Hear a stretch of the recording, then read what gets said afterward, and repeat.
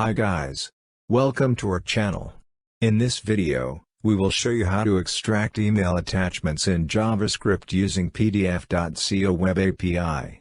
You can see the link to the full tutorials in the description box below. Come and check out PDF.co for more info.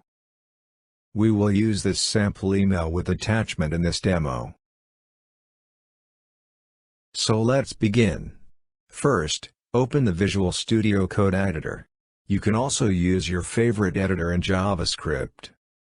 Next, enter the JavaScript sample code inside the compiler. You can see the link of the source code in the description box below.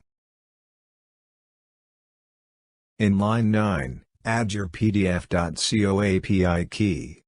You can get the API key in your PDF.co dashboard. In line 12, input the source file URL. Once you're done setting up the code, you may now run the program.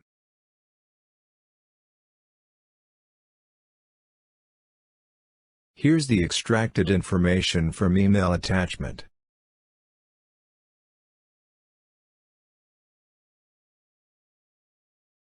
We have a lot of tutorials that you can check on our PDF.co website